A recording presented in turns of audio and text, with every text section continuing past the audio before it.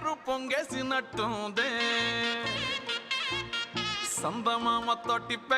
So ఆయన బలగంతో మామూలు success ని కొట్టలేదు ఆ ఏజ్ లో. అంటే భగవంతుడు మనకి ఏదైతే రాసి పెడతారో అది సక్సెస్ అయినా కూడా ఏ ఏజ్ లో అయినా దక్కుతుంది అని తెలిసింది. చాలా న్యాచురల్ గా కనిపిస్తారు బలగంలో. అండ్ బాపుగా మన ముందుకు వచ్చిన అక్కడ తాత, ఇక్కడ బాపు, తర్వాత మనవడు అనమాట. నమస్కారం, మాట్లాడండి బాపు. అనేక సంవత్సరాలుగా సినిమా రంగంలో, సినిమా పరిశ్రమలో కష్టపడుతున్నటువంటి పెద్దలు, విజయం సాధించినటువంటి వాళ్ళు, మాన్యులు ఇక్కడ చాలామంది ఉన్నారు. నేను కొత్తవాడిని.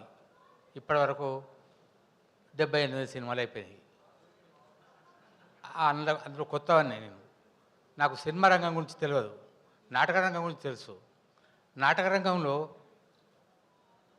చస్తే నా చావు నేను చావాలి, కానీ సినిమాలో చస్తే పూలదండ వేసేవాళ్ళు, బొట్టు పెట్టేవాళ్ళు, రూపాయి బిల్ల పెట్టేవాళ్ళు, నువ్వు ఇప్పుడు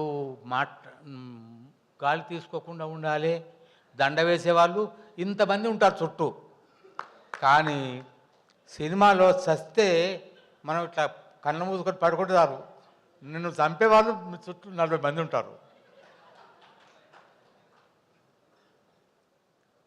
నాకు ఈ అనుభవం ఇచ్చింది.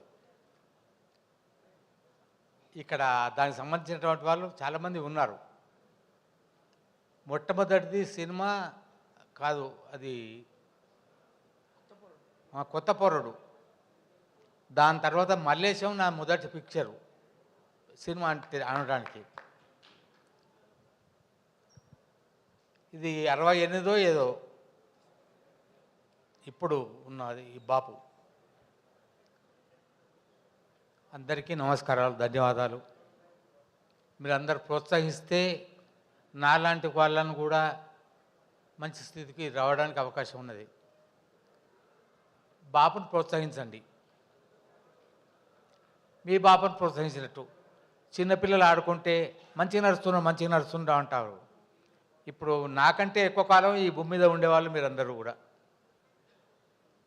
నేను మీ అంతకాలం ఉండలేను, ఉండకపోయినా కూడా నన్ను నడిపించే బాధ్యత మీదే. అందరికీ నమస్కారం తెలియజేస్తూ ఈ సినిమా చూడవలసిందిగా, 10 మందికి చూపించవలసిందిగా కోరుతూ ముగిస్తున్నాను. జై హింద్, ధన్యవాద్, నమస్కారం. బాపు నువ్వు తోపే. నీ సావు యాత్ర కూడా బలగం ద్వారా చూపెట్టినావు, నువ్వు సత్తవని బెదిరించి బాపులో చూపెట్టినావు. Thank you so much.